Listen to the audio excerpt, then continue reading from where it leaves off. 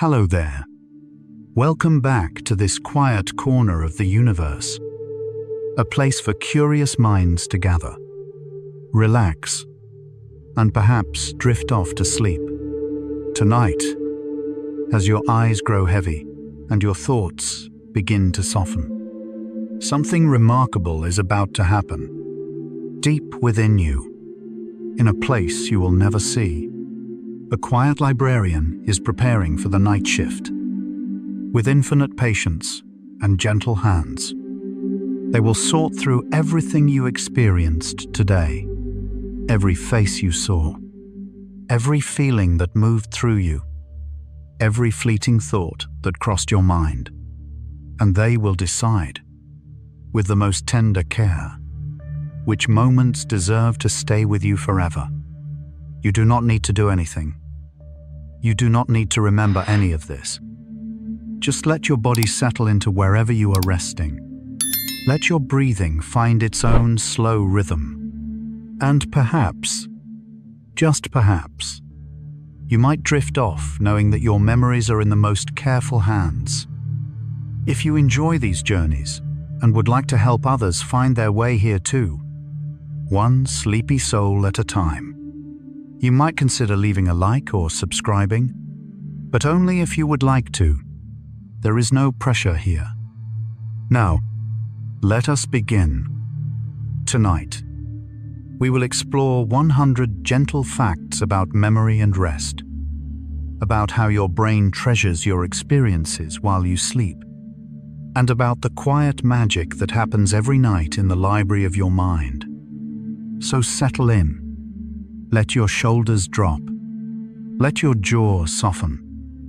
And let us wander together through the peaceful science of how memories are made. Your brain holds roughly 86 billion neurons, each one capable of forming thousands of connections. Imagine, if you can, a number so vast it becomes almost meaningless. 86 billion. That is how many tiny nerve cells are nestled inside your skull right now. Each one a small spark of possibility. And each of these neurons can reach out and connect with thousands of others, creating a web of communication so intricate that no computer has ever come close to replicating it. Neuroscientists at the Brazilian Institute for Research estimate that the total number of connections in a human brain exceeds 100 trillion. That is more connections than there are stars in the Milky Way galaxy. Imagine a forest so dense that every tree touches every other tree, branches intertwining in an endless embrace that stretches beyond what the eye can see. That is what lives inside you. Perhaps you might notice your forehead beginning to soften, as if the very thought of all that complexity is somehow settling. And somewhere in that vast forest of connections, your memories are waiting, patient and still, like birds sleeping in the branches. The hippocampus, shaped like a tiny seahorse, serves as your brain's central library. Deep in the center of your brain, curled on each side like a pair of sleeping seahorses, lies a structure called the hippocampus. Its name comes from the Greek word for seahorse, because early anatomists thought it looked like the gentle creatures that drift through ocean currents. This small region, no bigger than your thumb, is where your memories first arrive before being sent out to long-term storage. Researchers at University College London discovered that the hippocampus acts as a kind of indexing system, keeping track of where different parts of a memory are stored throughout the brain, much like a card catalogue in an old library. Picture a small seahorse made of starlight, floating in the dark waters of your mind, quietly organizing everything you have ever known, every face, every place, every moment that mattered.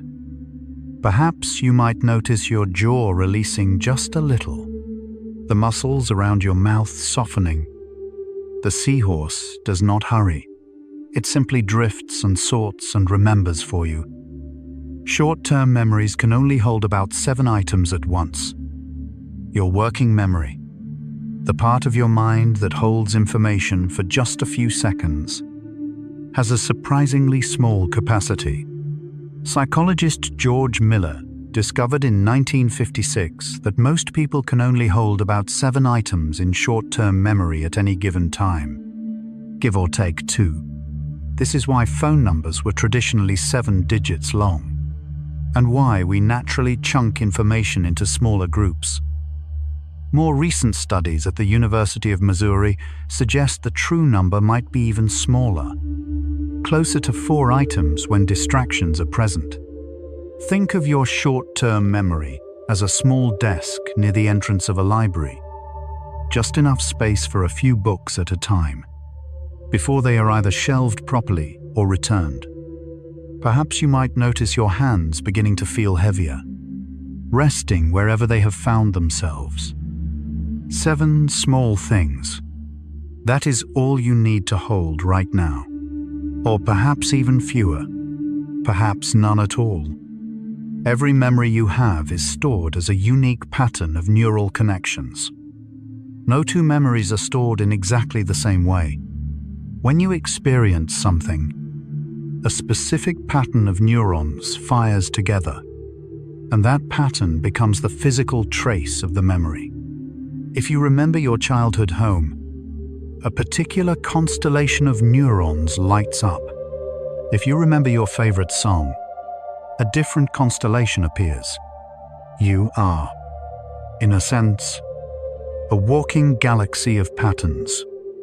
Research at MIT has shown that scientists can now identify which memory a mouse is recalling simply by observing which neurons are active, each memory leaving its own unique signature. Imagine the night sky above you, and each star representing a different memory.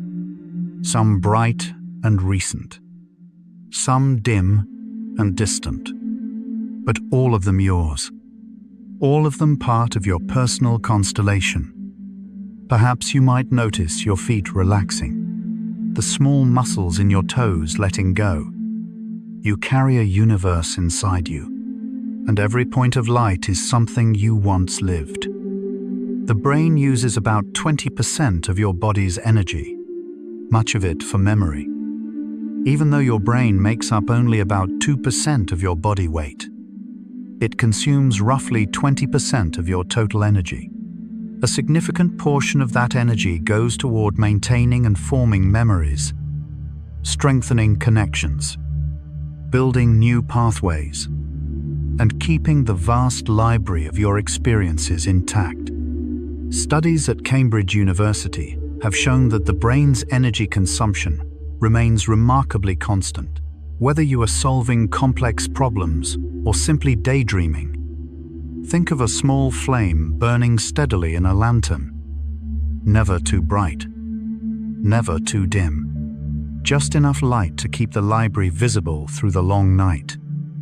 Perhaps you might notice your neck muscles softening, the weight of your head settling more fully into whatever supports it. Your brain is working right now, quietly, efficiently, even as you rest, especially as you rest. Memories are not stored in one place, but distributed across many brain regions. Contrary to what you might expect, a single memory does not live in a single location. Instead, different aspects of a memory are stored in different parts of the brain.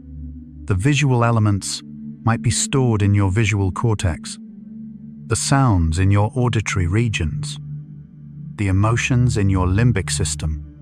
When you recall the memory, all these pieces are gathered together and reassembled. Neuroscientists at New York University have mapped how a simple memory of eating an apple involves at least a dozen different brain areas working in concert. Imagine a symphony orchestra, each section playing its own part.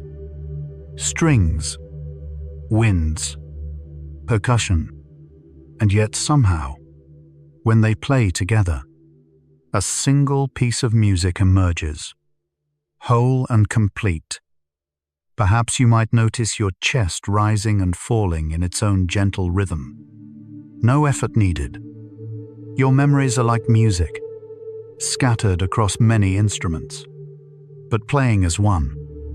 Your brain creates new neural pathways every time you learn something. Every new experience, every new skill, every new piece of information physically changes your brain. New connections form between neurons. Existing connections strengthen, and the architecture of your mind reshapes itself around what you have learned. This ability, called neuroplasticity, continues throughout your entire life. Research at Stanford University has shown that even brief periods of learning can cause measurable changes in brain structure within hours. Picture a garden where new paths appear each time someone walks through. The grass bending, the soil remembering, until eventually there is a trail where there was none before. Perhaps you might notice your shoulders settling a little lower, any tension there beginning to dissolve. Right now, even as you listen, new paths are forming in the garden of your mind, soft and quiet, asking nothing of you. The amygdala helps tag memories with emotional significance. Nestled near the hippocampus are two small almond-shaped structures called the amygdalae. Their job is to process emotions and attach emotional weight to your experiences. When something happens that makes you feel strongly, whether joy or fear, love or surprise, the amygdala marks that memory as important, making it more likely to be stored and remembered. Studies at the University of California have shown that emotionally charged memories are recalled with greater vividness and accuracy than neutral ones, thanks to the amygdala's influence. Think of a librarian placing a small golden bookmark in certain volumes. Not all of them, just the ones that matter most, the ones that made you feel something true. Perhaps you might notice your eyes feeling heavier, if they are still open, or simply resting more deeply if they are already closed. The memories that moved you, they are marked with gold. Working memory acts like a mental notepad that lasts only seconds. Your working memory is the mental space where you hold information you are actively using right now. It is incredibly useful but also incredibly brief, lasting only about 15 to 30 seconds unless you actively rehearse the information. This is why you might forget a phone number the moment after dialing it, or lose track of what you were saying mid-sentence. Researchers at Johns Hopkins University have found that working memory capacity varies between individuals and can be improved with practice. Imagine a small chalkboard by the library door. Notes written in soft chalk, easily erased to make room for the next thought. Nothing meant to last, just passing messages. Perhaps you might notice your stomach relaxing, the muscles there softening with each breath out. You do not need to hold on to anything right now. The chalkboard can stay blank.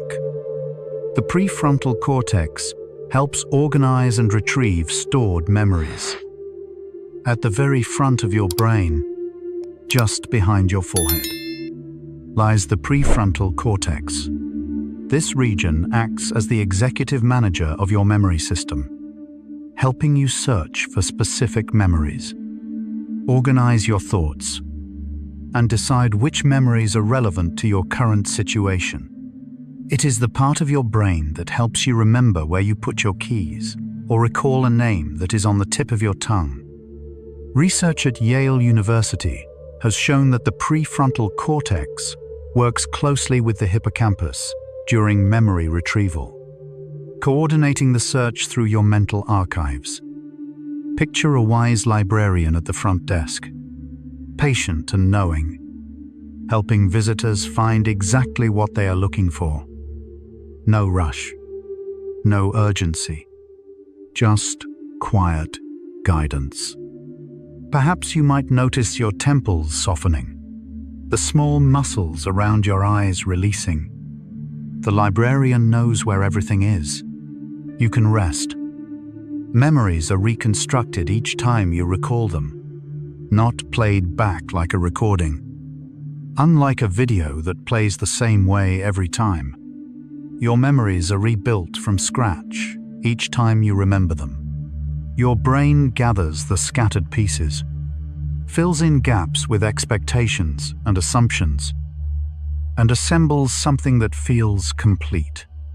This means that every act of remembering is also an act of creation. Psychologists at Northwestern University have demonstrated that memories can change slightly each time they are recalled, incorporating new details or losing old ones. Think of a painter who recreates the same scene each day from memory. The brushstrokes, never quite identical, the colors shifting with the light, and yet, somehow, it is always recognizably the same painting. Perhaps you might notice your fingers relaxing, any grip loosening, any tension melting away. Your memories are not frozen. They breathe. They change. They are alive. The brain processes about 11 million bits of information every second. Your senses are constantly gathering data from the world around you, far more than you could ever consciously process. Scientists estimate that your brain receives about 11 million bits of information every second, but your conscious mind can only handle about 40 to 50 bits at a time. The rest is processed unconsciously, filtered and sorted without you ever being aware. Research at the University of Oregon has shown that most of this unconscious processing happens automatically, keeping you safe and oriented without requiring your attention. Imagine a vast river flowing endlessly, and you, sitting on the bank, watching just a few drops at a time, while the rest flows by unnoticed but not unimportant. Perhaps you might notice your toes uncurling, each one finding its own small position of rest. So much is happening that you never need to know about. Your brain handles it all, quietly, completely. Episodic memories store your personal experiences like chapters in a book. There is a special category of memory called episodic memory, which holds the story of your life. These are the memories of specific events. The what, where, and when of your personal history. Your first day of school, a conversation with a friend, the taste of a meal on a particular evening. All of these are episodic memories, chapters in the book that is uniquely yours. Neuroscientists at the University of Toronto have found that episodic memories are especially dependent on the hippocampus for their formation and early storage. Picture a leather-bound journal with your name embossed on the cover. Each page a different day. Each chapter a different season of your life. Always growing. Always adding new pages. Perhaps you might notice your spine settling more comfortably, each vertebra stacking gently upon the next. Your story is still being written, and tonight, the pen rests. Semantic memories hold general knowledge, like facts and concepts, while episodic memories store your personal experiences. Semantic memories hold the general knowledge you have accumulated. The capital of France, the color of the sky, the meaning of words. These are semantic memories. They are not tied to any specific moment in your life, but exist as free-floating facts in your mental library. Research at the University of Cambridge suggests that semantic memories gradually become independent of the hippocampus over time. eventually stored more permanently in the cortex. Think of a reference section in a library, encyclopedias and dictionaries, books of facts that belong to everyone, quietly waiting to be consulted whenever needed. Perhaps you might notice your hips releasing any held tension, sinking a little deeper into wherever you are resting. You carry a small encyclopedia inside you, filled with everything you have ever learned, and it asks nothing of you tonight. Procedural memories store skills, from walking to playing music. Some of the most remarkable memories you have are the ones you rarely think about. Procedural memories store the how of doing things. How to ride a bicycle, how to tie your shoes, how to type on a keyboard. These memories live in a different part of your brain and can remain intact even when other types of memory fade. Studies at the University of Geneva have shown that procedural memories are largely stored in the basal ganglia and cerebellum, separate from the hippocampal system. Imagine your body itself as a kind of library, your muscles remembering movements, your hands knowing patterns, a wisdom that lives beneath words. Perhaps you might notice your knees softening, any tension in your legs beginning to fade. Your body remembers so much. It knows how to breathe. It knows how to rest. You can trust it. The entorhinal cortex acts as a gateway between short and long-term memory. Sitting just next to the hippocampus is a region called the entorhinal cortex. This area serves as the main information highway between your hippocampus and the rest of your brain. Almost all information that enters or leaves the hippocampus passes through this gateway, making it essential for the formation and retrieval of long-term memories. Researchers at the Norwegian University of Science and Technology, who won the Nobel Prize for their work, discovered that the entorhinal cortex contains special grid cells that help create mental maps of space. Picture a quiet bridge over a gentle stream, connecting two shores, every memory crossing over in its own time, unhurried and sure. Perhaps you might notice your ankles relaxing, the small joints settling into stillness. The bridge is always there. The crossing happens on its own. Memory consolidation begins the moment an experience ends. As soon as an experience is over, your brain begins the process of consolidation, transforming the fragile trace of the experience into something more stable and lasting.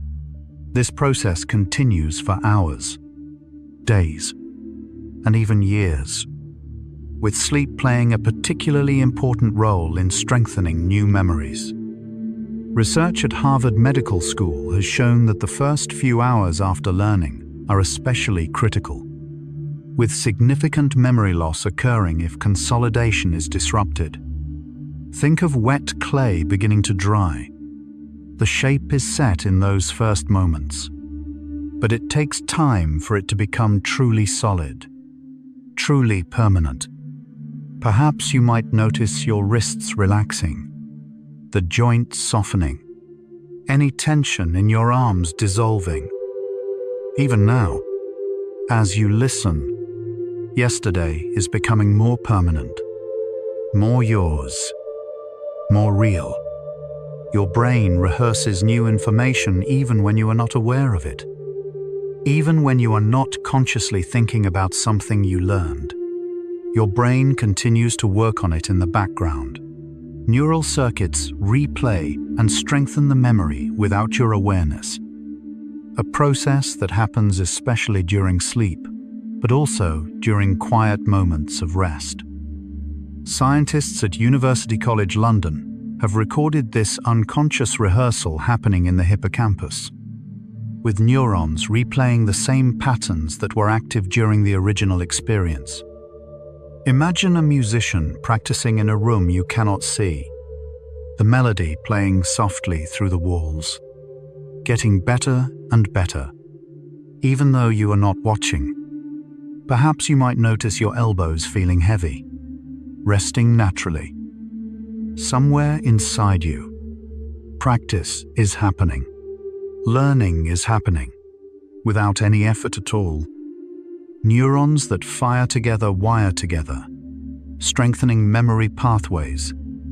This simple phrase, coined by neuropsychologist Donald Hebb in 1949, captures one of the most fundamental principles of memory. When two neurons are activated at the same time, the connection between them becomes stronger. The more often they fire together, the more likely they are to fire together in the future. This is how patterns become habits, how experiences become memories. Modern research at Columbia University has confirmed and expanded Hebb's insight, showing exactly how synaptic connections strengthen through repeated use. Picture two friends who always walk home together. The path between them worn smooth with use, easier and easier to travel, until it becomes the natural way. Perhaps you might notice your scalp relaxing, any tightness across the top of your head softening. Connections grow stronger with each repetition, including the connection to rest, including the connection to sleep. The brain can store an estimated 2.5 petabytes of information. If your brain were a computer, its storage capacity would be staggering. Scientists at the Salk Institute estimate that the human brain can store approximately 2.5 petabytes of information. That is roughly equivalent to 3 million hours of television shows. Enough to play continuously for more than 300 years. This massive capacity comes from the sheer number of synapses in the brain, each one capable of holding information in its strength and pattern. Imagine a library with no walls, shelves extending in every direction, more space than could ever be filled, more room than you could ever need. Perhaps you might notice your cheeks softening, the muscles of your face finding their natural resting state. You will never run out of room. There is always space for more. Memory formation requires proteins to build new synaptic connections. When you form a lasting memory, your brain actually constructs new physical structures. Special proteins are synthesized and transported to the synapses, where they help build and stabilize new connections. Without these proteins, memories remain fragile and easily lost. Research at McGill University has shown that blocking protein synthesis shortly after learning can prevent long-term memories from forming, demonstrating how physical the process truly is. Think of tiny builders working through the night, carrying materials to where they are needed, constructing small bridges between neurons, quiet and industrious. Perhaps you might notice your lips parting slightly, the muscles of your mouth relaxing. Even now, small things are being built inside you, quietly, gently, without you having to do a thing. The thalamus acts as a relay station, directing information to memory centers. Before information reaches your hippocampus for memory processing, most of it passes through a structure called the thalamus. This egg-shaped region in the center of your brain acts as a central relay station, receiving sensory information and routing it to the appropriate areas for processing. Neuroscientists at Duke University have mapped the intricate pathways through which the thalamus connects virtually every part of the brain, making it essential for consciousness and memory alike. Picture a quiet junction where many roads meet. A gentle traffic controller directing each traveler to their destination. Unhurried and precise. Perhaps you might notice your tongue resting softly in your mouth. Not pressed anywhere, just floating. Everything arrives where it needs to be. Everything finds its way. Your brain prioritizes memories linked to survival and emotion. Not all experiences are equally likely to become long-term memories. Your brain has evolved to prioritize information that matters for survival. Things that made you feel strongly. Things associated with reward or danger. Things that broke from routine. This selective attention ensures that the most important information rises to the top. Evolutionary psychologists at the University of California have traced this prioritization system back millions of years, to a time when remembering the location of food or the face of a predator meant the difference between life and death. Imagine a wise curator deciding which paintings deserve the main gallery, choosing carefully, knowing that some moments matter more than others, and treating them accordingly. Perhaps you might notice your throat relaxing, any tightness there softening with each slow breath. The things that matter, they are being saved. You can let the rest go. The cerebellum stores motor memories, helping your body remember movements.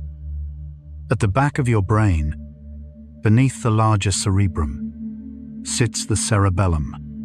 Though it makes up only about 10% of the brain's volume, it contains more than half of all neurons. One of its key functions is storing motor memories, the physical skills and movements your body has learned over a lifetime. Research at Johns Hopkins University has shown that the cerebellum is essential for learning new motor skills and refining existing ones, working largely outside of conscious awareness. Think of a dancer who has practiced the same movement so many times that their body simply knows it. No thought required. Just flow. Just grace. Perhaps you might notice your arms growing heavier, settling wherever they have come to rest. Your body holds its own kind of wisdom, a wisdom of movement, a wisdom of rest. Every memory begins as an electrical signal traveling between neurons. At its most fundamental level, a memory starts as nothing more than an electrical impulse. When you experience something, neurons fire in a specific pattern, sending tiny bursts of electricity across the synapses that connect them.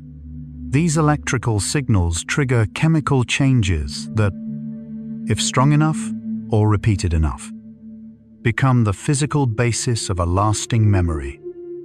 Biophysicists at Princeton University have measured these signals, finding that they travel at speeds up to 270 miles per hour, covering the distance between neurons in milliseconds. Imagine a spark traveling through the darkness, jumping from point to point, leaving a faint glow wherever it lands, until slowly, a constellation appears. Perhaps you might notice your legs feeling heavy and relaxed, supported fully by whatever holds you. You are made of electricity and chemistry and starlight. And right now, you can simply rest. During sleep, your brain replays the day's experiences at high speed. While you rest, something extraordinary happens in the quiet spaces of your mind. Your brain begins to replay the experiences of your day, running through them at speeds far faster than they originally occurred. This replay is not random. It is purposeful, a way of rehearsing and strengthening the neural patterns that formed during your waking hours. Neuroscientists at the University of Wisconsin have recorded these replay events happening in the hippocampus, with sequences of neural activity compressed into fractions of a second. Imagine a film projector in a darkened room, running through the day's footage at 20 times the normal speed, reviewing each scene, deciding what to keep, what to let fade into the background. Perhaps you might notice your breath slowing down. Each inhale a little deeper, each exhale a little longer. Right now, somewhere in your mind. Today is being reviewed, and you do not need to do anything but rest.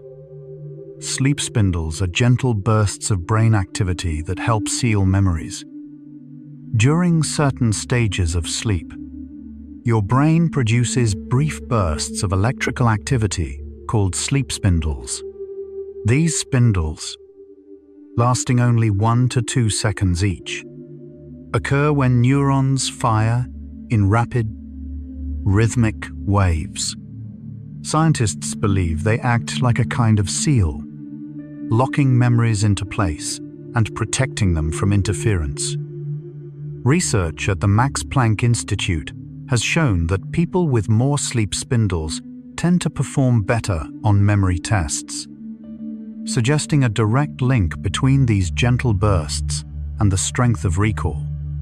Think of soft stamps pressing into warm wax, each one securing something precious, making sure it will not be lost, making sure it will stay with you. Perhaps you might notice your heartbeat, steady and slow, a rhythm beneath everything else.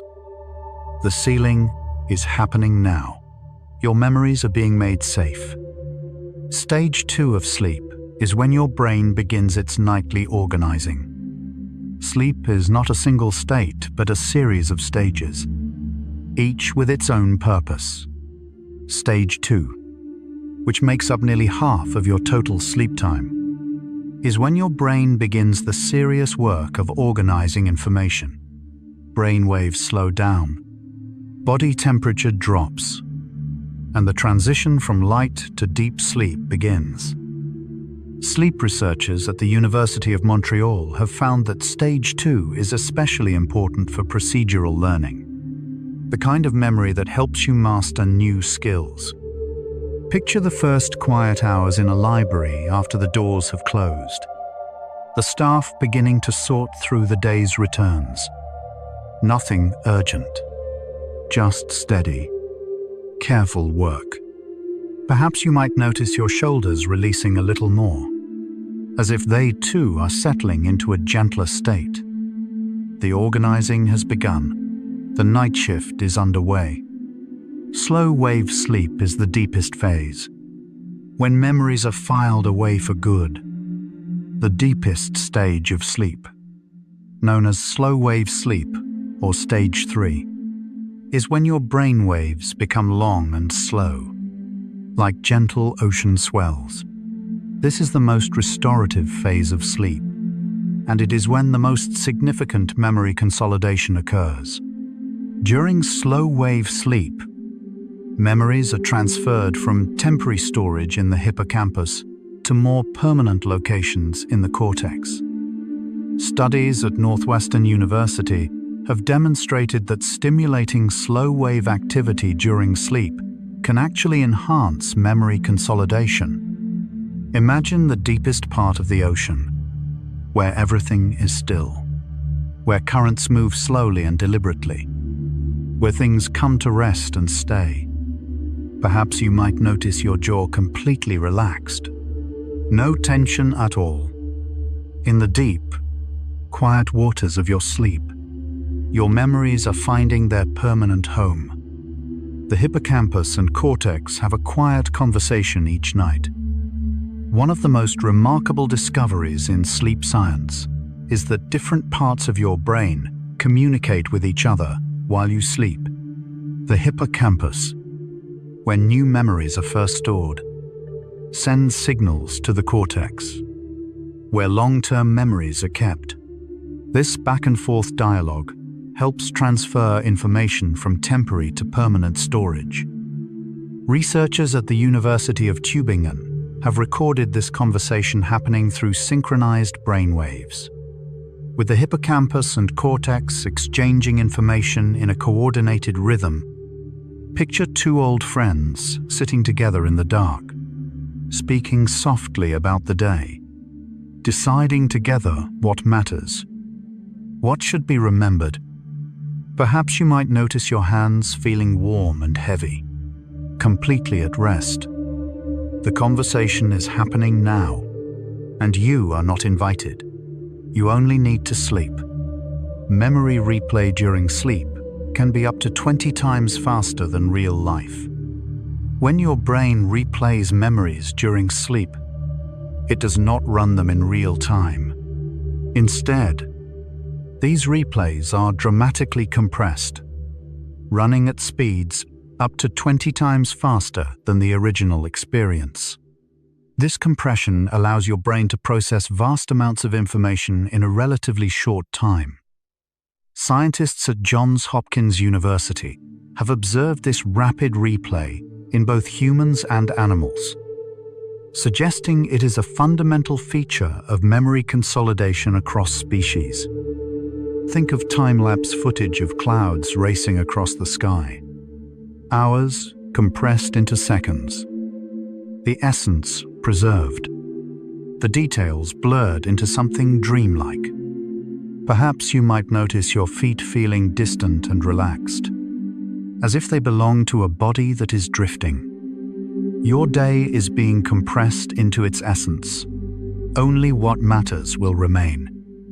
Sleep spindles occur most frequently in the hours before dawn. As the night progresses, the pattern of your sleep changes. In the later hours, closer to morning, you spend more time in lighter sleep stages, where sleep spindles are most abundant. This means that the final hours of sleep may be especially important for memory consolidation.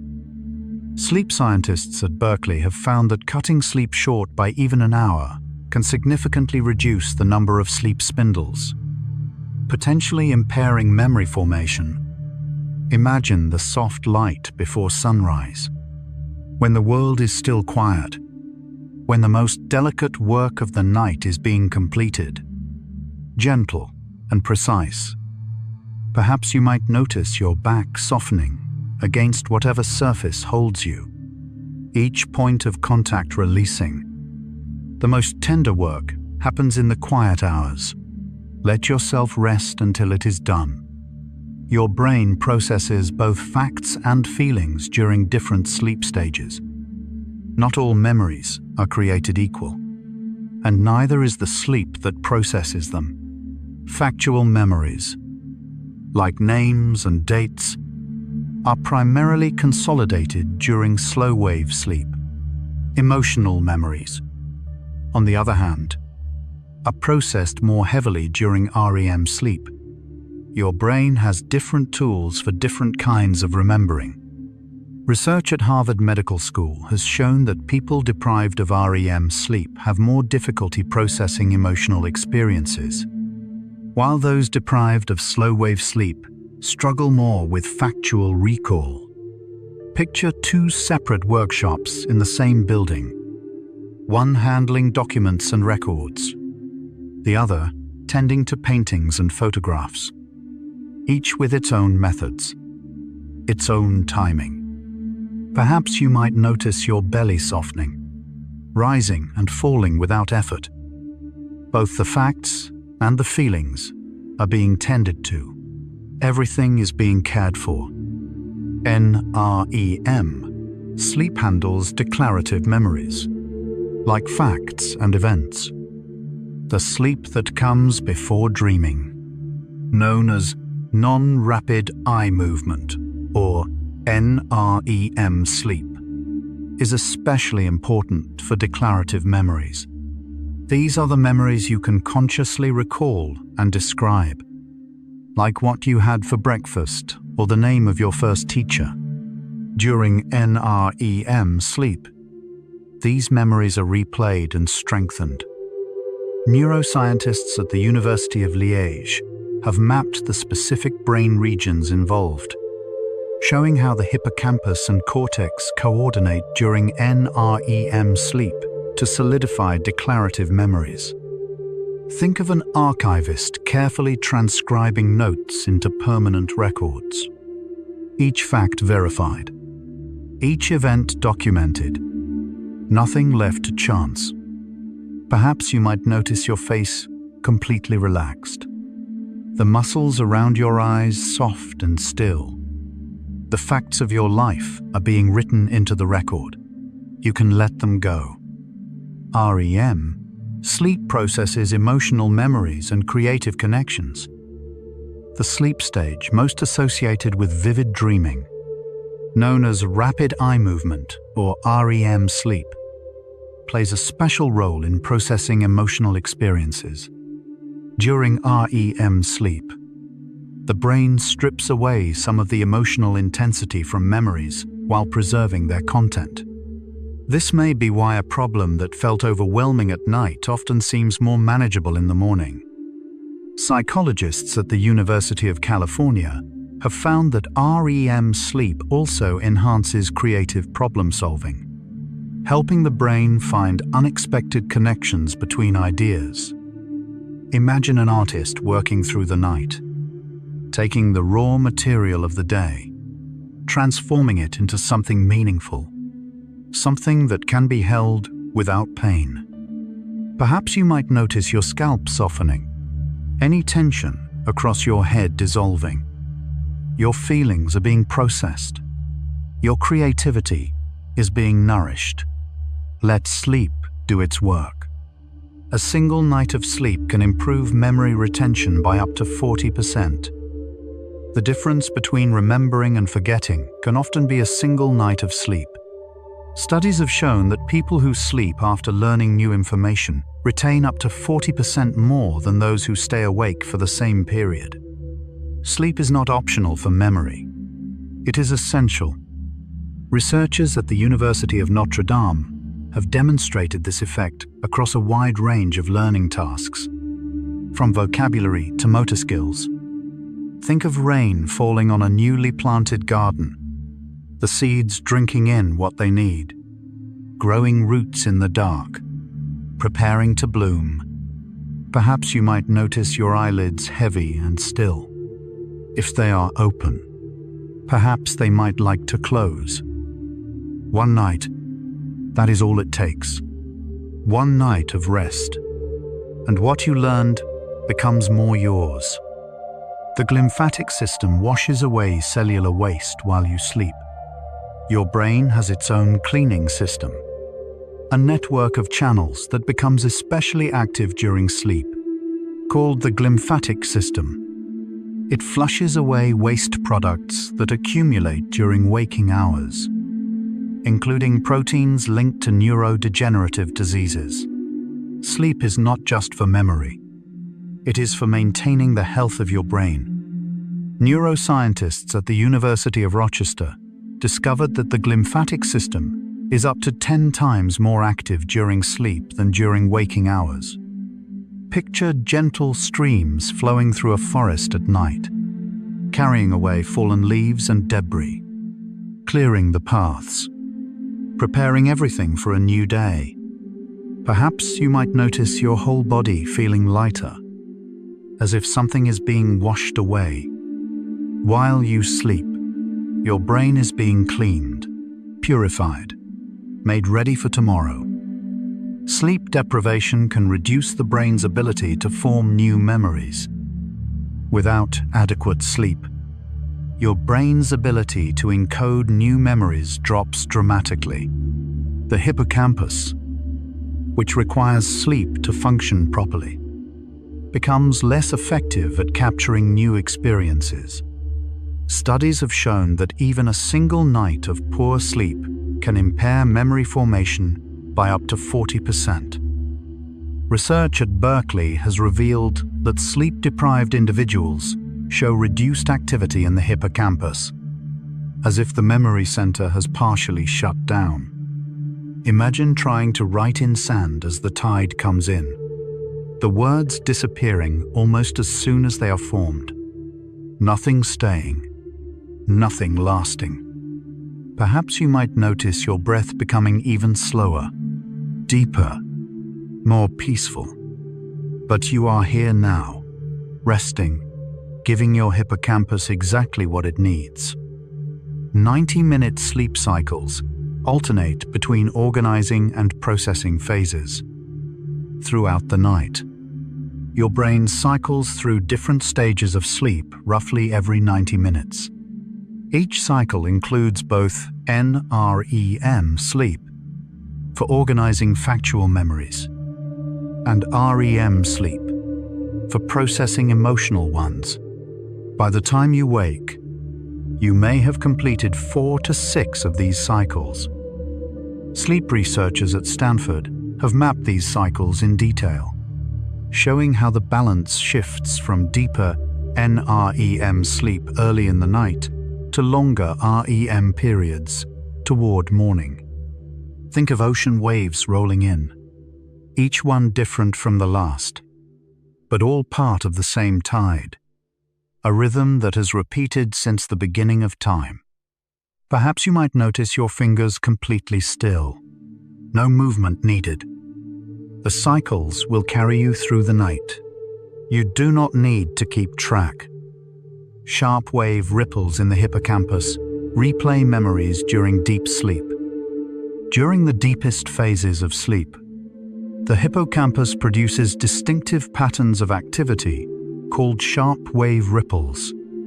These brief, intense bursts last only about 1/10 of a second, but are believed to be crucial for memory consolidation. During each ripple, memories from the day are rapidly replayed and transmitted to the cortex.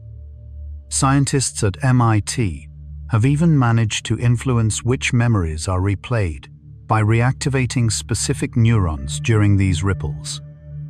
Imagine tiny waves of light pulsing through a dark cavern, each flash illuminating something important, each pulse sending a message to somewhere safe. Perhaps you might notice your temples soft and relaxed, the area around your eyes completely at peace. The ripples are running through you now, carrying your memories to where they belong. Your brain decides which memories to keep and which to let fade. Not every experience becomes a lasting memory. During sleep, your brain actively selects which experiences to consolidate and which to allow to fade. This selection is influenced by emotional significance, relevance to your goals, and how recently you encountered the information. Sleep is not just storage, it is curation. Researchers at the University of York have found that the brain shows greater replay activity for memories that are personally meaningful or that were explicitly marked as important during learning. Picture a careful gardener deciding which seedlings to nurture, which to give more water, which to leave to nature, trusting that some things must be released to make room for others. Perhaps you might notice your neck muscles releasing completely, your head supported without effort. Your brain knows what matters. You can trust its choices. Sleep allows the brain to find hidden connections between memories. One of the most remarkable functions of sleep is its ability to find relationships between pieces of information that you did not consciously connect while awake. During sleep, the brain explores associations between new and old memories, sometimes producing insights and solutions that seemed impossible before. Psychologists at Lancaster University have demonstrated that people are more likely to have aha moments after a period of sleep, solving problems they could not solve while awake. Think of constellations emerging in the night sky, stars that seemed random suddenly forming patterns, connections appearing where none were visible before. Perhaps you might notice your legs feeling heavy and warm, completely supported. While you rest, your brain is making connections, discovering patterns, finding meaning. Dreaming may help integrate new experiences with old knowledge. The vivid imagery of dreams is not merely entertainment. Some researchers believe that dreaming serves to integrate new experiences with existing memories, creating a more coherent understanding of the world. Dreams often combine elements from different times and places, as if the brain is experimenting with how things fit together. Neuroscientists at Rome's Sapienza University have found that dream content often reflects recent learning experiences, suggesting a direct relationship between dreaming and memory consolidation. Imagine an artist mixing colors on a palette, combining old and new, seeing what emerges. Not forcing anything, just allowing. Perhaps you might notice your toes relaxing, each one separate and soft. Your dreams are not random. They are your brain's way of making sense of everything you have lived. The brain strengthens frequently used pathways and weakens unused ones. During sleep, your brain engages in a process of selective strengthening and weakening.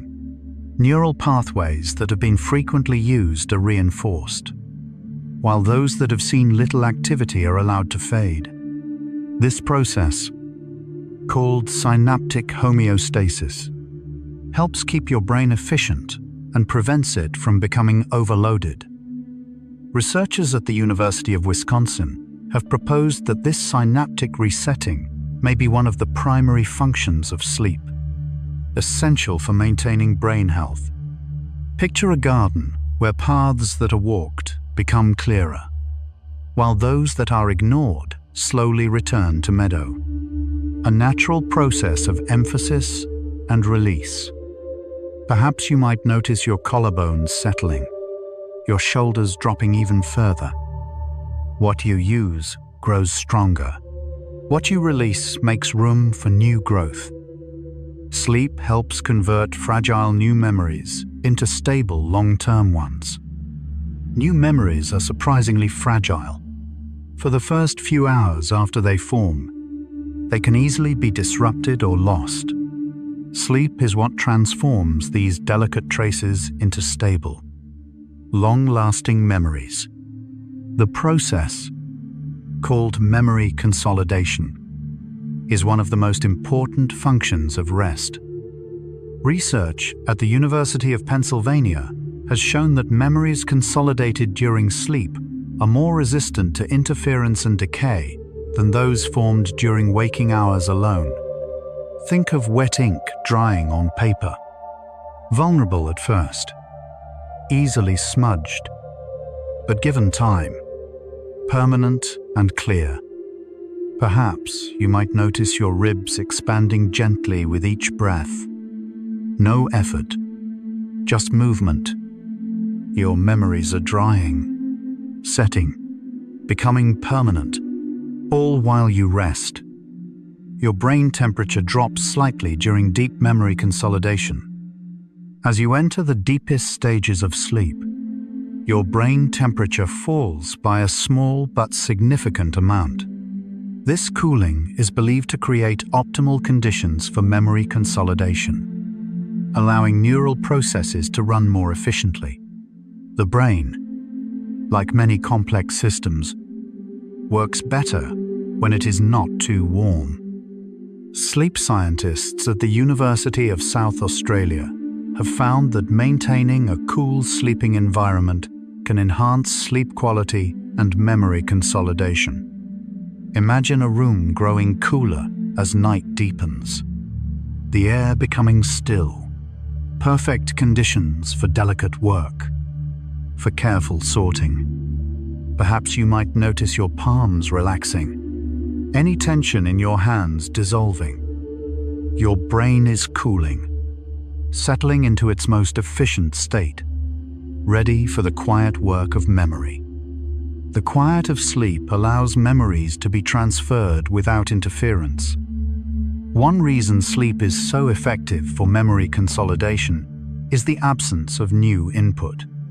During waking hours, your brain is constantly bombarded with new information, which can interfere with the consolidation of existing memories.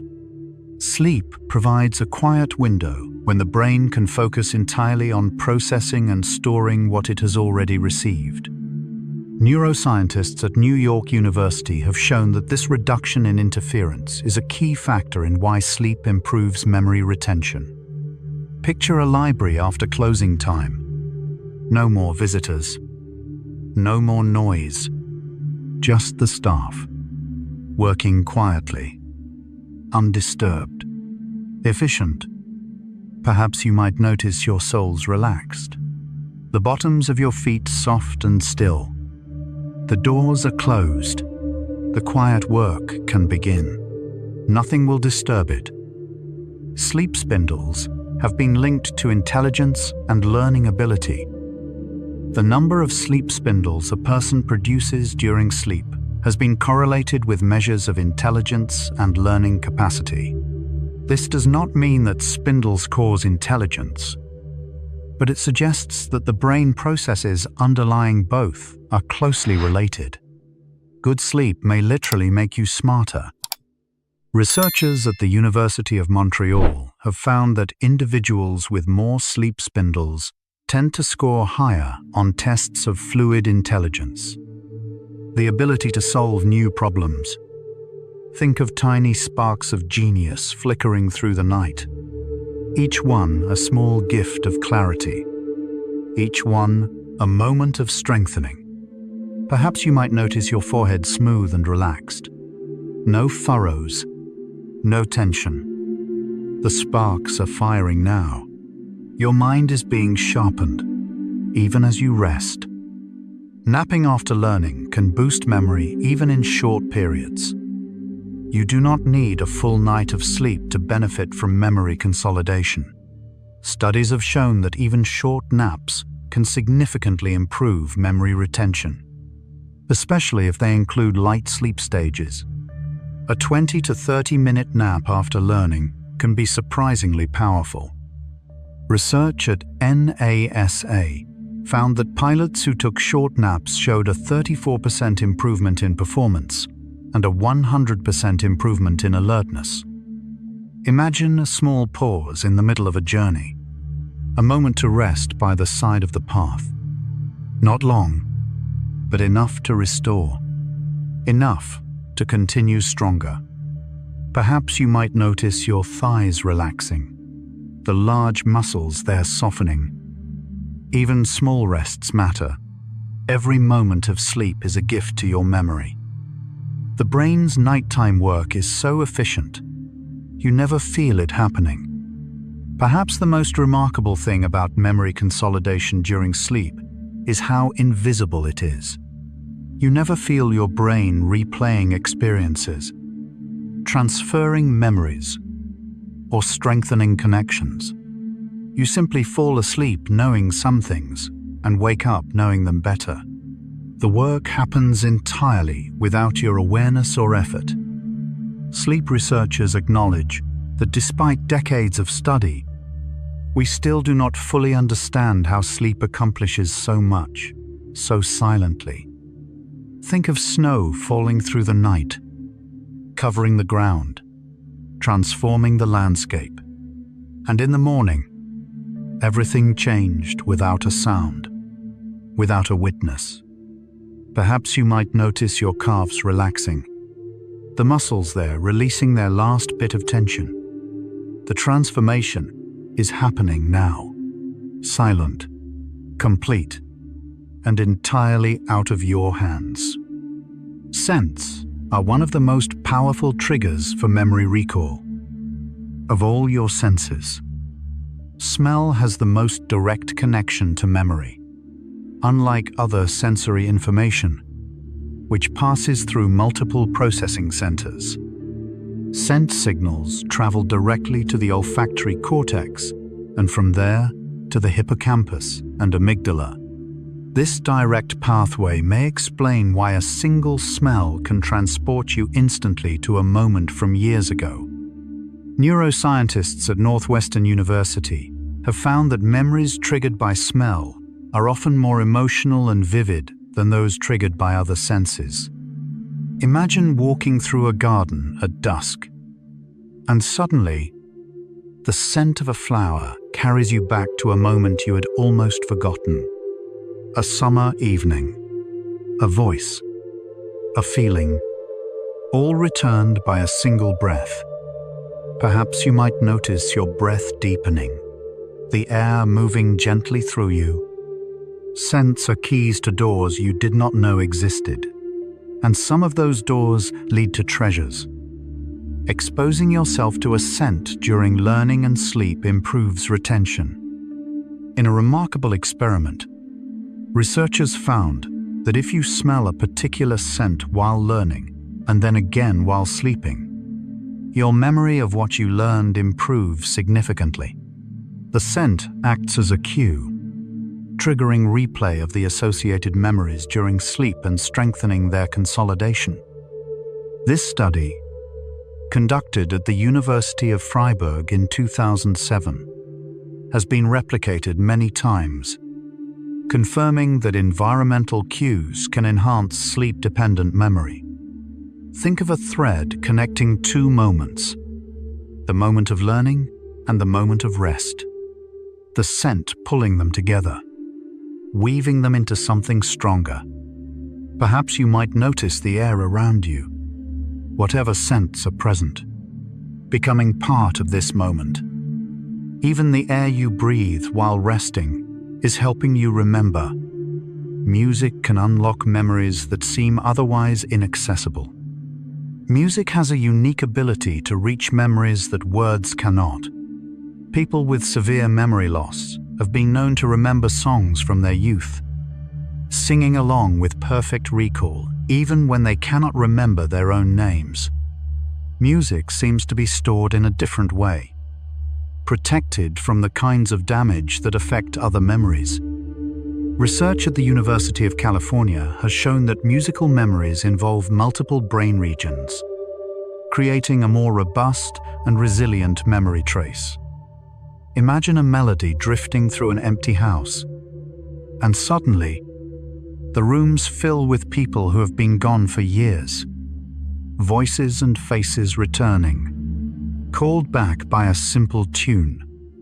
Perhaps you might notice your chest softening, as if making room for something gentle. The songs you love are carrying your memories. They will bring them back when you need them. Emotional experiences create stronger, longer-lasting memories. When something makes you feel strongly, whether joy or sorrow, fear or love, your brain tags that experience as important. The amygdala floods the memory system with stress hormones that enhance encoding, making emotional memories vivid and durable. This is why you can often remember exactly where you were during significant life events. Psychologists at New York University have demonstrated that emotional memories remain stable over time, while neutral memories tend to fade. Think of certain moments standing out like bright stars against a dark sky. The moments that made you feel, the moments that changed you, each one preserved with extra care. Perhaps you might notice your heart beating gently, steady and faithful. The things that moved you, they are the things you will remember. They are safe. The context where you learned something becomes part of the memory itself. Memory is not just about information. It includes the environment where learning took place. The sounds, the sights, the feeling of the room. This context becomes woven into the memory itself, which is why returning to a familiar place can trigger a flood of associated recollections. Researchers at the University of Edinburgh have shown that people recall information better when they are tested in the same environment where they learned it. Imagine each memory as a room you once visited, and inside that room, everything is as it was. The light, the temperature, the quality of the air, all preserved together. Perhaps you might notice the space around you, this moment becoming part of whatever you remember from tonight. Context is part of memory, and right now, rest is part of yours. Stress hormones can either enhance or impair memory formation. The relationship between stress and memory is complex. A small amount of stress at the time of learning can actually enhance memory, sharpening focus and improving encoding. But too much stress, or stress that continues too long, has the opposite effect, impairing the hippocampus and making it harder to form new memories. Neuroscientists at the University of California have mapped this inverted U relationship, showing that moderate arousal is optimal for memory formation. Think of a fire that provides warmth and light when tended carefully, but that can become destructive if it burns too hot or too long. Perhaps you might notice any remaining tension in your body, and perhaps it might begin to soften. You are safe here. The stress can fade. Your memory will be just fine. Moderate stress sharpens memory, while chronic stress damages it. Short-term stress, like the kind you might feel before an important event, can actually improve memory formation. It signals to your brain that this moment matters. But chronic, ongoing stress tells a different story. Prolonged exposure to stress hormones can actually shrink the hippocampus, permanently impairing memory function. Research at Stanford University has documented hippocampal shrinkage in people who have experienced years of high stress, along with corresponding memory deficits. Imagine a bow that can be drawn tight for a moment to release an arrow, but that will break if held taut too long. The balance between tension and release. Perhaps you might notice your belly softening with each breath, the tension releasing. This moment of rest is protecting your memory. This release is healing. Your brain links new memories to existing knowledge networks. New information is not stored in isolation. Instead, your brain connects it to what you already know, weaving new threads into an existing tapestry. This is why learning is easier when you already have a foundation in a subject, and why unrelated facts are harder to remember than those that connect to your existing knowledge. Cognitive scientists at Washington University have shown that memories with more connections to existing knowledge are easier to retrieve and less likely to be forgotten. Think of a spider's web, each new thread anchored to others that came before, stronger together than any single strand could be. Perhaps you might notice your eyelids feeling heavier. Perhaps they would like to stay closed. Everything you learn becomes part of everything you already know. The web grows stronger. Repetition strengthens memory pathways, like water carving a riverbed. Each time you recall or rehearse a memory, the neural pathways involved become a little stronger. Over time, with enough repetition, those pathways become so well worn that the memory flows easily, almost automatically. This is the basis of practice and habit. The reason that repetition is the mother of learning. Neuroimaging studies at University College London have shown visible changes in brain structure following repeated practice, with memory pathways becoming physically more robust. Imagine a stream finding its way down a hillside. At first, the water could go anywhere, but over time, it carves a channel, and the channel becomes the only path. Perhaps you might notice your neck muscles releasing, your head settling deeper into rest. The paths are being carved right now. Each repetition, each return, makes them deeper. Spaced learning over time creates more durable memories than cramming. If you want to remember something for the long term, it is better to spread your learning over multiple sessions than to cram everything into one. This spacing effect is one of the most reliable findings in memory research. Information reviewed at intervals, with time for sleep in between, is far more likely to last. Researchers at the University of South Florida have demonstrated that spaced learning can double or triple long-term retention compared to massed practice. Think of watering a plant over many days. rather than flooding it once. The roots growing deeper, the plant becoming stronger.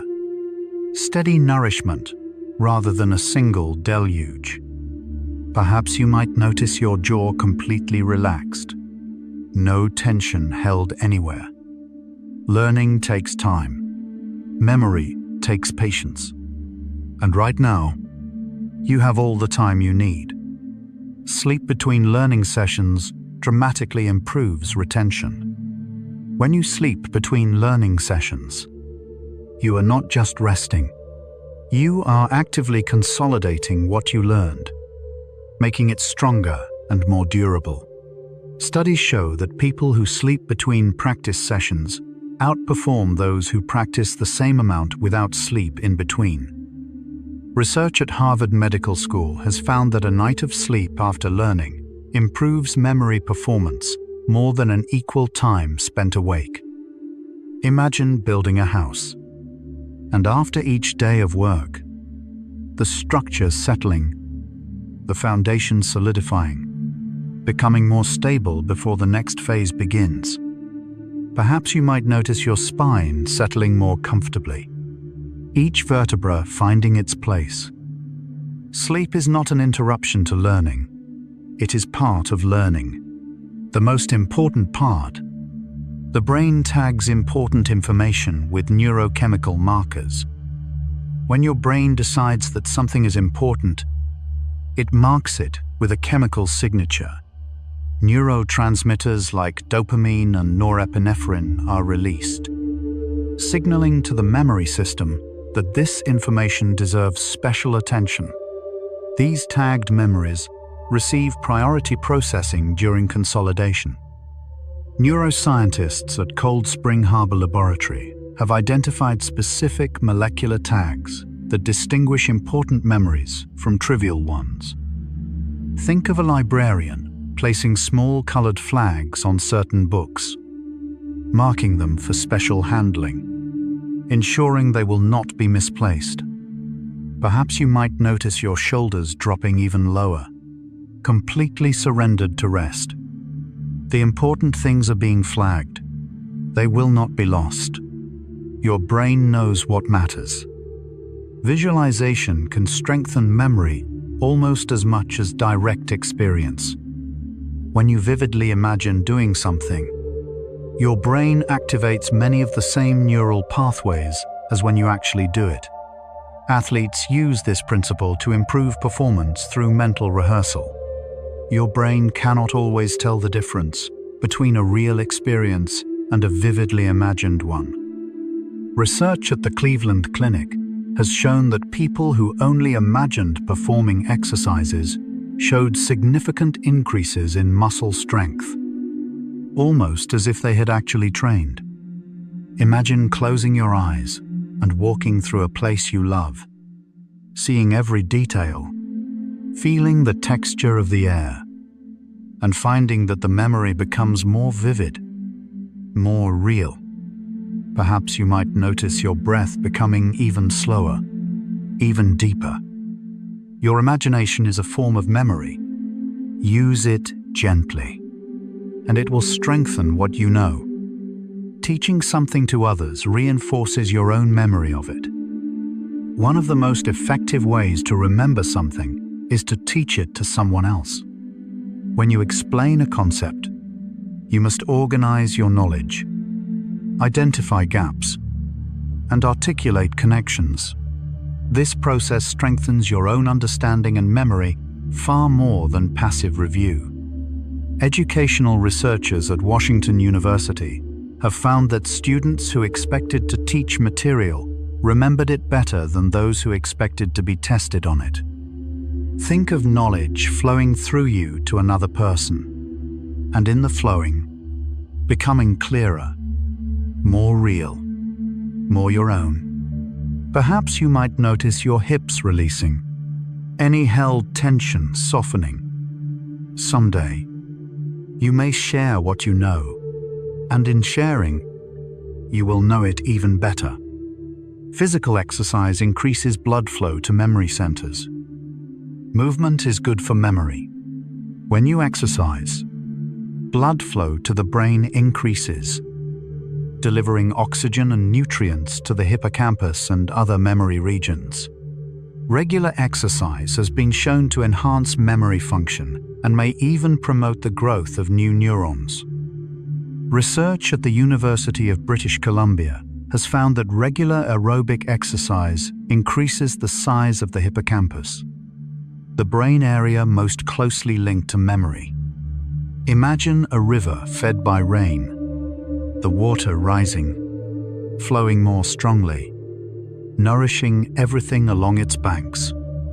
Perhaps you might notice your knees softening, the joints relaxing. Movement and rest work together. One feeds the other. Both serve your memory. The hippocampus can actually grow larger with memory training. Your brain is not fixed. With the right kind of practice, memory regions can physically expand. The most famous example comes from London taxi drivers, who must memorize thousands of streets and landmarks. Studies show that their hippocampi are measurably larger than average. Neuroscientists at University College London documented these changes, showing that the longer a driver had been on the job, the larger their hippocampus. Think of a muscle that grows stronger with use, the brain responding to challenge, expanding its capacity, becoming more than it was before.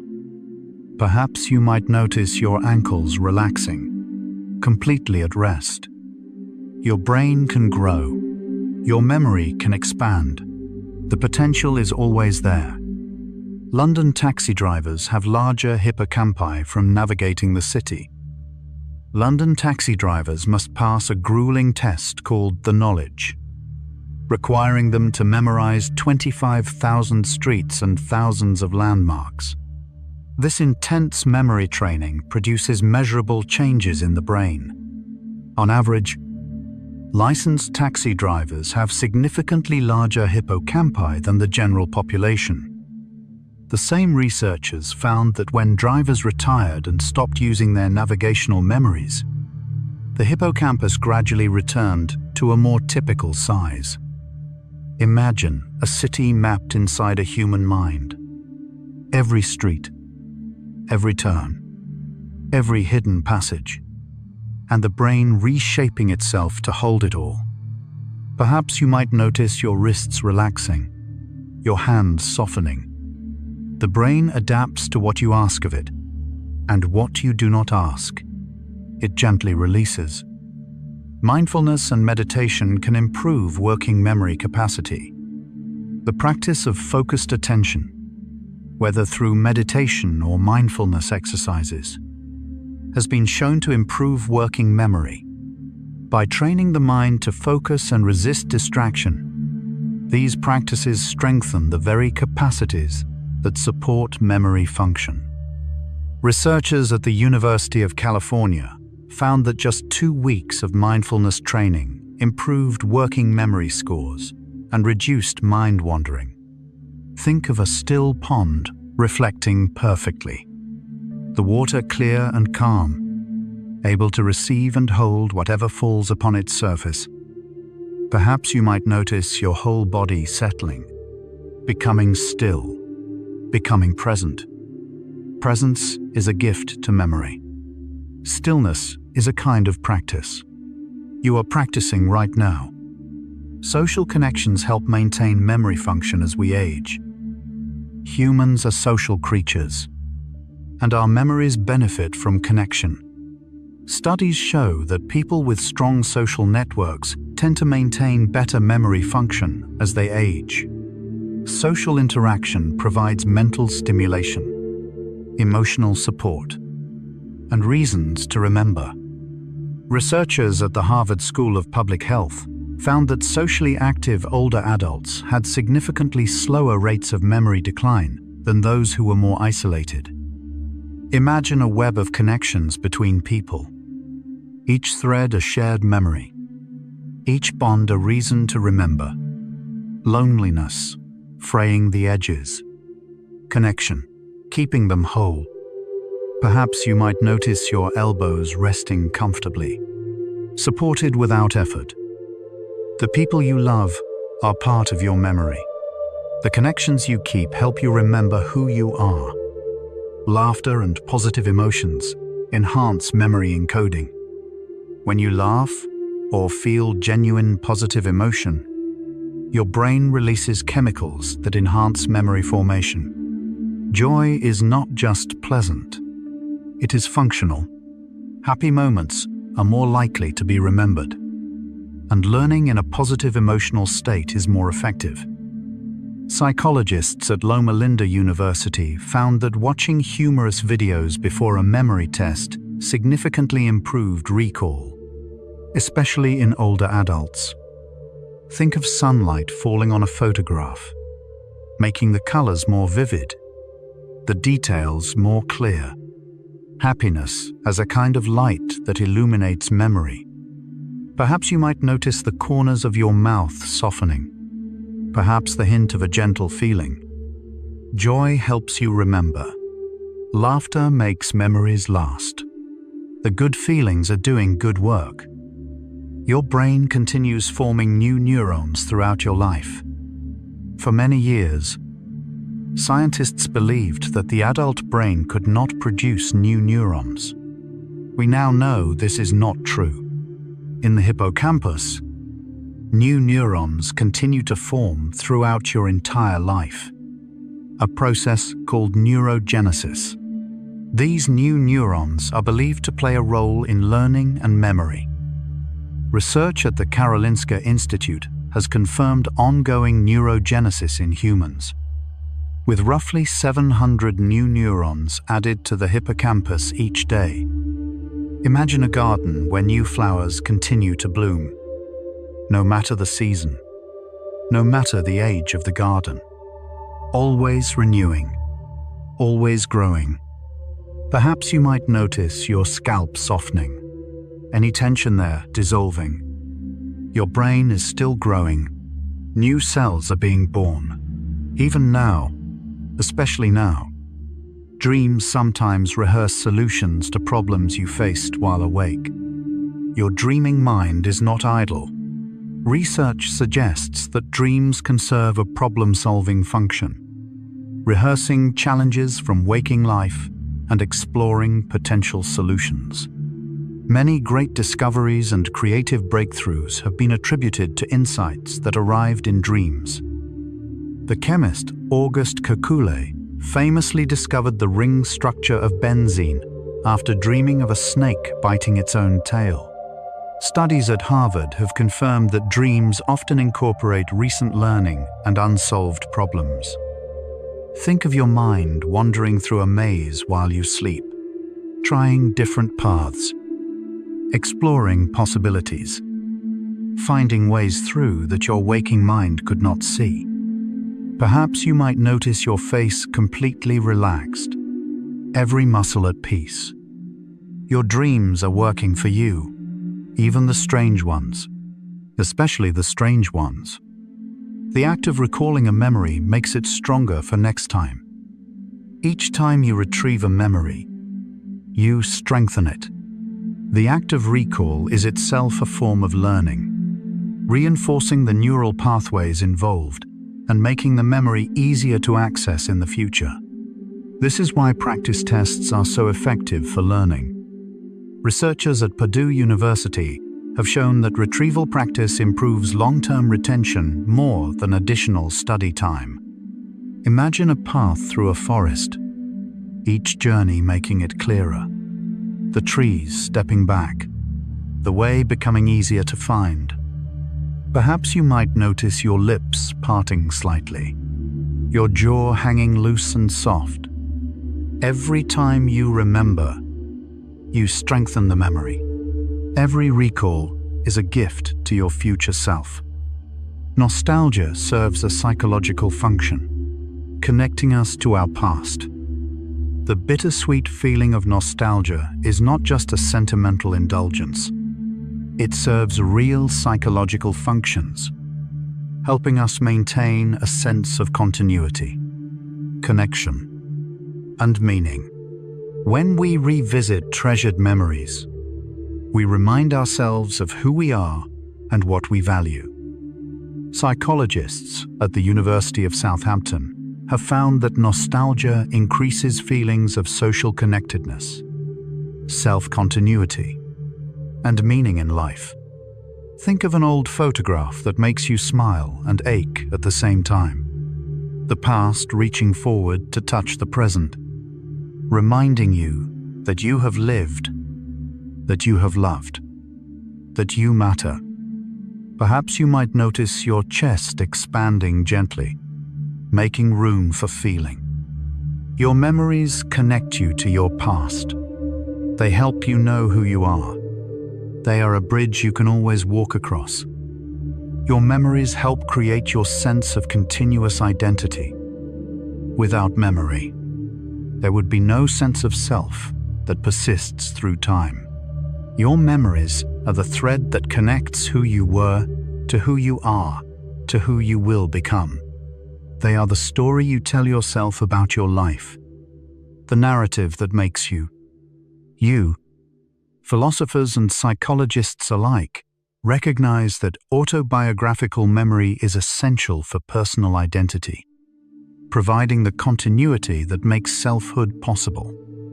Imagine a river that has flowed for a very long time, always changing, always moving, and yet, somehow, always the same river, continuous, unbroken.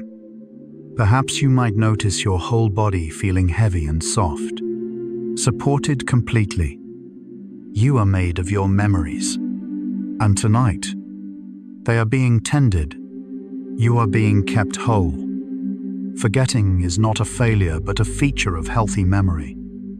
We often think of forgetting as something that has gone wrong, a malfunction in the system. But forgetting is actually an essential part of how memory works. Without the ability to let go of unnecessary information, your brain would become overwhelmed, unable to focus on what truly matters. Forgetting is not a bug. It is a feature.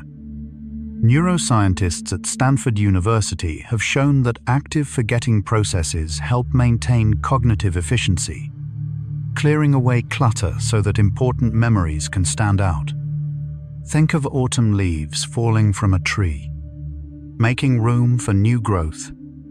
The tree not losing anything essential, just letting go of what is no longer needed. Perhaps you might notice your breath moving gently, in and out, without any effort to hold on to it. Forgetting is a gift. It makes room for what matters. It lightens the load. Your brain intentionally lets go of information that is no longer needed. Forgetting is not always passive decay. Your brain has active mechanisms for removing memories that are no longer useful. Special neural pathways work to weaken or erase connections that have outlived their purpose, keeping your memory system lean and efficient. Research at the University of Cambridge has identified specific genes and proteins involved in active forgetting, demonstrating that the brain is equipped with molecular machinery specifically for letting go. Imagine a careful curator removing items from a collection, not because they were never valuable, but because the collection must evolve, must make space for what comes next. Perhaps you might notice your heartbeat, steady and unhurried, letting each beat go as the next arrives. Your brain knows when to release. You can trust it. Synaptic pruning removes weak connections to make room for important ones.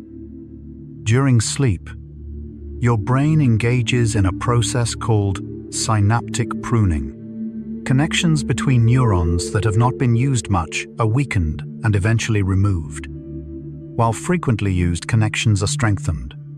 This process keeps your neural networks efficient and prevents them from becoming tangled with unnecessary links. Researchers at the University of Wisconsin have proposed that this pruning is one of the primary purposes of sleep, essential for maintaining healthy brain function. Picture a gardener pruning a rose bush, cutting away the dead wood, so that the living branches can flourish. The garden becoming more beautiful through what is removed. Perhaps you might notice your face softening, any furrows smoothing out. The pruning is happening now. The unnecessary is being cleared away. Only what serves you will remain. Forgetting helps you generalize and see patterns rather than get lost in details. If you remembered every detail of every experience, you would struggle to see the bigger picture. Forgetting specific details allows you to extract general patterns and principles from your experiences. This abstraction is essential for learning, problem solving, and navigating new situations. Cognitive scientists at the University of Toronto have shown that some forgetting is necessary for forming concepts and categories, the building blocks of intelligent thought. Think of stepping back from a painting, the brushstrokes blurring, but the overall image becoming clearer, the meaning emerging from the distance. Perhaps you might notice your jaw hanging loose. No tension, no holding. The details fade so the meaning can emerge. This is how wisdom is born. Sleep plays a role in deciding what is worth remembering. Your brain does not wait passively to see what you forget. During sleep, it actively selects which memories to consolidate and which to allow to fade.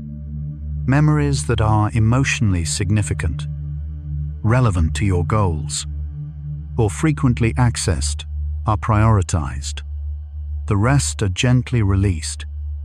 Sleep researchers at Northwestern University have demonstrated that targeted memory reactivation during sleep can influence which memories are preserved, showing how selective the process truly is. Imagine a wise editor reviewing a manuscript, keeping the passages that matter, letting the rest fall away, trusting that the story will be better for what is removed. Perhaps you might notice your shoulders completely released, no burden to carry. The editing is happening now. Your story is being refined. Only the meaningful chapters will remain. The brain prioritizes gist over exact details in long-term storage. As memories age, they tend to lose specific details while preserving the overall meaning or gist. This is not a flaw, but a design feature. Your brain stores what is most likely to be useful in the future. And general principles are usually more valuable than exact specifics. Memory researchers at Duke University have found that this shift from detail to gist happens gradually and helps protect memories from interference.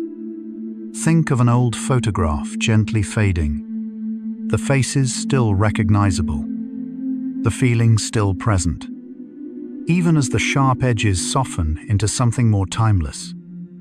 Perhaps you might notice your hands resting open, not grasping at anything. The gist is what lasts. The essence is what remains, and that is enough.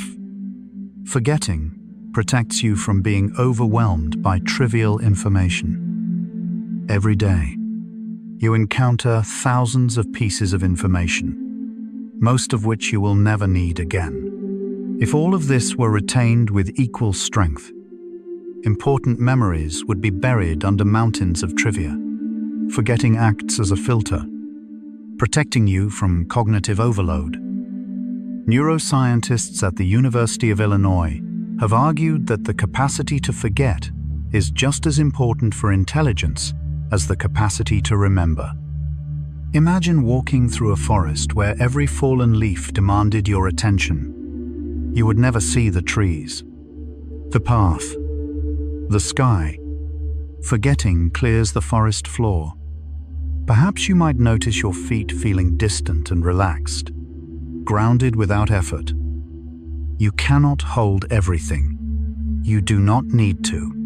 The filter is working perfectly. Some memories naturally fade to make space for new experiences. Memory is not a static archive, but a living system that must constantly make room for new information. As new memories form, older ones that are not reinforced naturally become harder to access. This is not loss, but transformation, the ongoing renewal of your mental landscape. Research at the University of California has shown that this natural fading follows predictable patterns, with memories becoming more generalized and abstract over time. Picture a beach where the tide washes away some footprints to make room for new ones. The sand always fresh, always ready for the next visitor. Perhaps you might notice your legs feeling heavy and warm, sinking into rest. The old footprints fade. New ones will come. This is how it should be. The brain can suppress painful memories as a form of protection. Sometimes, forgetting serves an emotional protective function. Your brain has mechanisms for suppressing memories that are too painful or traumatic, reducing their accessibility and their emotional charge. This is not denial, but a form of psychological self-care. Psychologists at the University of Oregon have studied motivated forgetting, finding that people can learn to suppress unwanted memories, reducing their impact over time. Think of a healing scab forming over a wound, the body knowing how to protect itself, how to seal away what hurts so that healing can happen. Perhaps you might notice your belly soft and calm, rising and falling peacefully. Some things are meant to fade. Some pain is meant to soften. Your mind knows how to heal. Retrieval practice strengthens memories you choose to keep, while forgetting removes what you do not use. The act of remembering strengthens what you want to keep. Each time you deliberately recall a memory, you reinforce it, making it more resistant to forgetting. This gives you some control over what stays and what fades. Educational researchers at Washington University have shown that retrieval practice is one of the most effective strategies for long-term retention. Imagine choosing which flowers to water in a garden. The ones you tend to will bloom. The ones you leave alone will gradually return to the earth. Perhaps you might notice your eyelids heavy and still, content to remain closed. You have some say in what you remember. The memories you return to will stay with you. Memories that go unrehearsed gradually become harder to access. Memories are not permanent recordings. They are living patterns that need occasional activation to remain strong. Memories that are never recalled, never thought about, gradually become harder to access, eventually fading into the background of your mind. Neuroscientists at MIT have traced the neural mechanisms of this fading, showing how unused synaptic connections weaken over time. Picture a path through the woods that no one walks anymore, the grass growing over it, the trees closing in, until one day, you can barely see where it once was. Perhaps you might notice your temples soft and relaxed, the space behind your eyes quiet. The unused paths fade. This is natural. This is how it has always been. Sleep helps clear mental clutter, preparing you for a new day. One of the gifts of sleep is the clearing away of mental clutter. During the night, your brain processes and files away what matters, while letting go of what does not. This is why morning often brings a fresh perspective, a clearer mind, a sense of renewal. Sleep researchers at Berkeley have found that sleep resets the brain's capacity to learn, clearing out information from the day to make room for what tomorrow will bring. Think of a chalkboard being gently erased at the end of the day.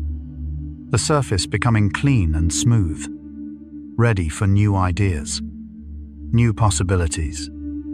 Perhaps you might notice your whole body feeling lighter, as if something is being lifted away. The clutter is being cleared right now. Tomorrow, you will wake refreshed, ready. Your brain curates your memories like a museum curates its collection. Not everything belongs in a museum, and not every experience belongs in permanent memory.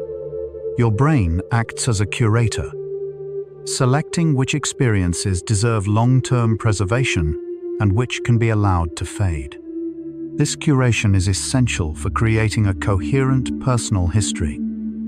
Neuropsychologists at Harvard have described this curation process as essential for constructing a meaningful autobiographical narrative. Imagine walking through a museum of your own life. Only the most meaningful exhibits on display, each one chosen for a reason, each one telling part of your story. Perhaps you might notice your neck muscles releasing, your head settling deeper into rest. Your brain is a curator. It knows what belongs in your museum. Trust its choices. Letting go of unimportant details frees cognitive resources. Your brain has limited resources for attention, working memory, and processing. When these resources are tied up holding on to unnecessary information, less is available for the tasks that matter. Forgetting frees up these resources, making you more efficient and effective. Cognitive scientists at Johns Hopkins have shown that people who are better at forgetting irrelevant information tend to perform better on tasks requiring focused attention. Think of setting down a heavy bag you did not know you were carrying. Suddenly able to move more freely, to breathe more easily, to go further. Perhaps you might notice your fingers completely still. No tension anywhere. Let the unnecessary go. Feel how much lighter you become. The flexibility of memory allows you to adapt to new situations. A perfect memory would be a rigid memory, unable to change or adapt. The flexibility that comes with imperfect memory allows you to update your understanding, revise your beliefs, and respond to new circumstances. This adaptability is one of memory's greatest strengths. Evolutionary psychologists have argued that memory systems evolved not to be accurate, but to be useful.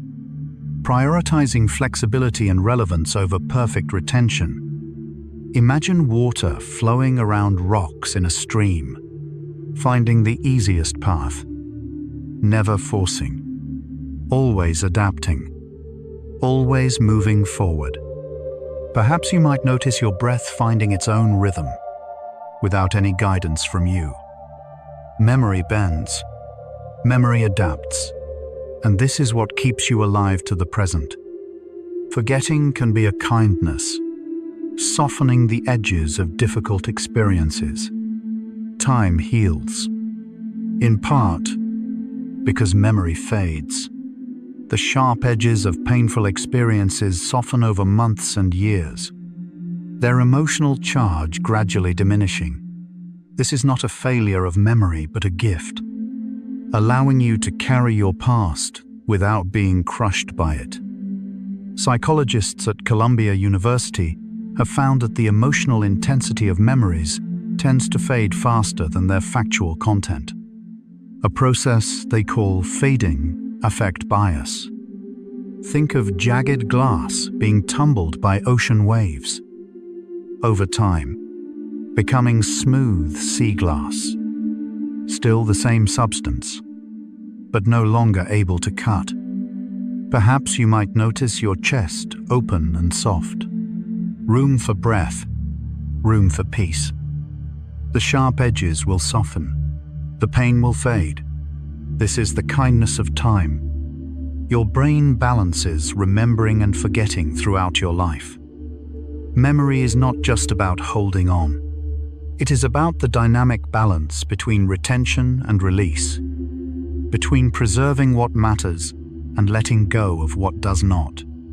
This balance shifts throughout your life, adapting to your changing needs and circumstances. Neurobiologists at the Salk Institute have mapped how the molecular machinery of memory and forgetting works in constant dialogue, maintaining equilibrium. Imagine breathing. The inhale and the exhale equally important, one without the other impossible. The rhythm sustained by both. Perhaps you might notice this balance in your own body. The taking in and the letting go, happening without thought. Remembering and forgetting, both are necessary. Both are gifts. Some memories transform over time, becoming wisdom rather than data. The oldest memories often contain the deepest wisdom. Through years of reflection and integration, raw experiences transform into understanding. The specific details may fade, but the lessons remain, woven into who you are. Developmental psychologists at Cornell have studied how memory transforms across the lifespan, finding that older adults often show a shift from specific recall to integrated wisdom. Think of grapes becoming wine, the original fruit transformed by time into something richer, something that could not exist without the years of waiting. Perhaps you might notice your whole body settling deeper, layer by layer. Your experiences are becoming wisdom. Your past is becoming part of your future self. The impermanence of memory reflects the impermanence of all things. Memory does not last forever, and neither does anything else. The fading of memories is part of the natural order, a reflection of the impermanence that touches all of existence. There is a strange comfort in this, knowing that you are part of something larger, something that flows. Philosophers and contemplatives across traditions have found peace in accepting impermanence, including the impermanence of memory itself. Imagine watching clouds drift across the sky, each one unique, each one passing, beautiful, not despite their impermanence, but because of it. Perhaps you might notice this moment itself, already becoming a memory, already beginning its journey. Everything passes, everything changes, and in this flow, there is peace. Forgetting allows you to live in the present rather than the past.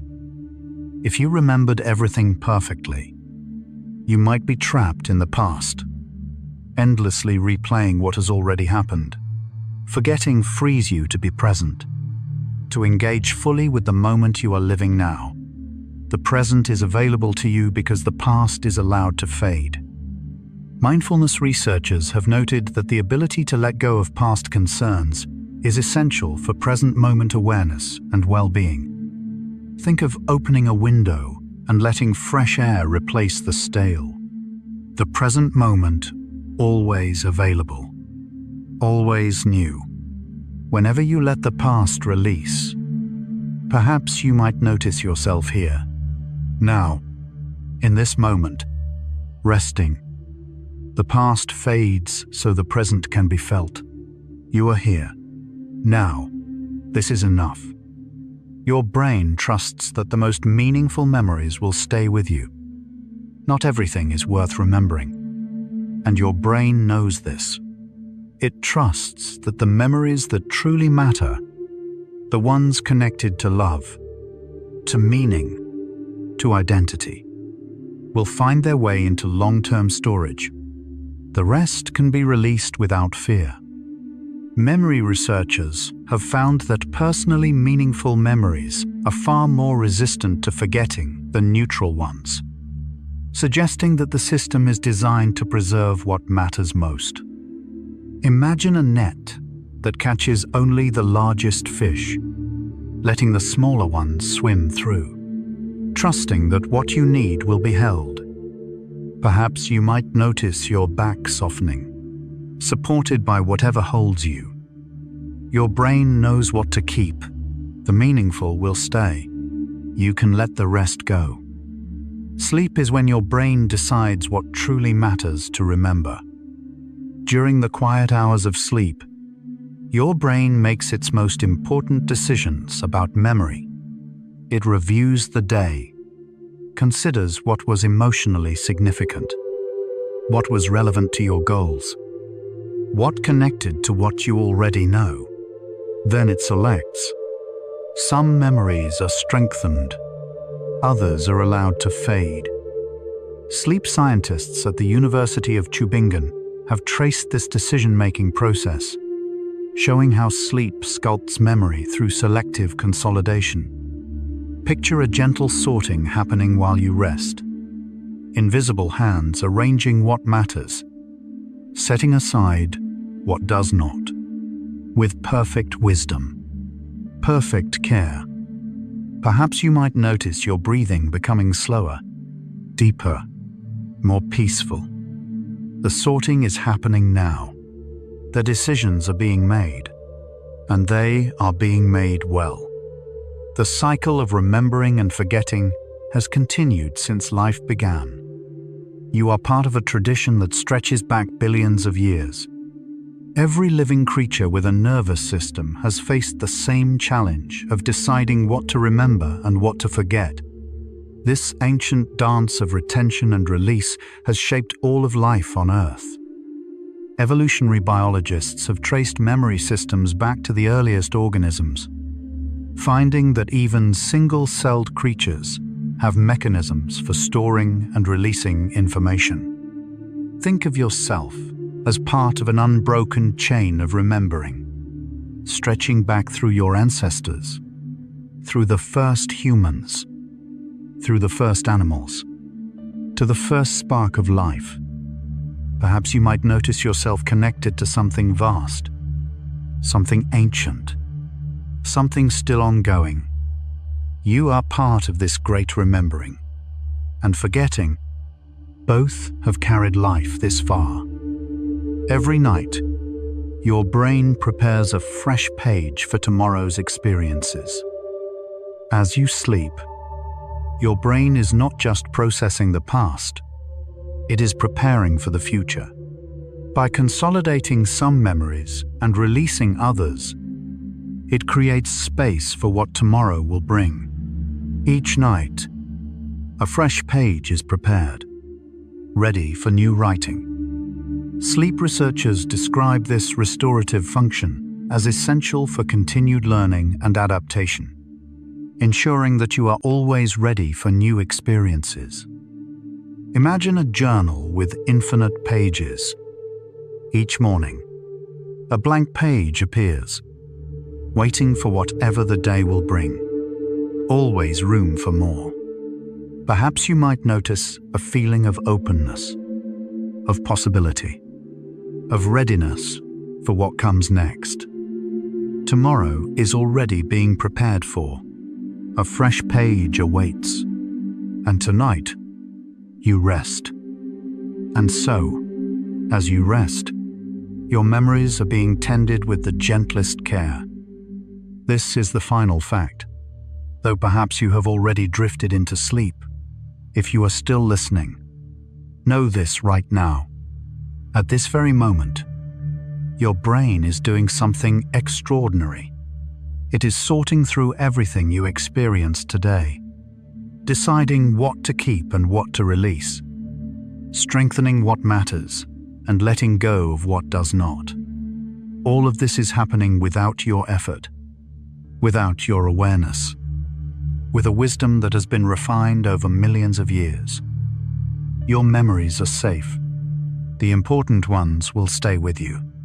The others will fade gently, making room for tomorrow.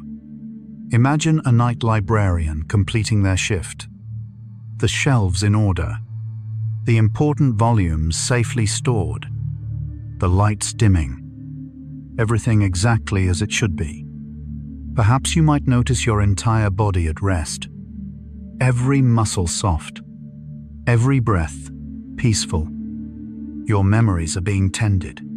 You are being cared for. All is well. And so, we come to the end of our gentle wandering through the library of your mind. 100 small truths about memory and rest. About the quiet work that happens while you sleep. About the patient hands that sort and treasure your experiences each night.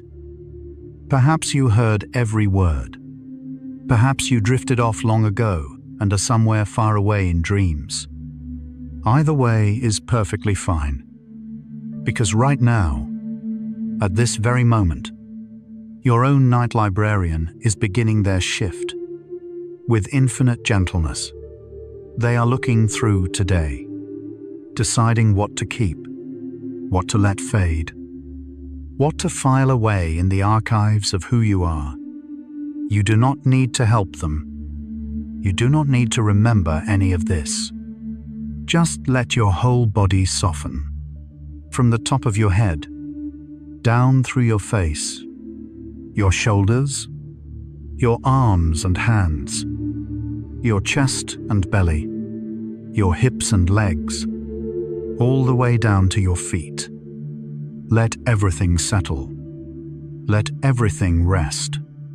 This moment is enough. You are enough.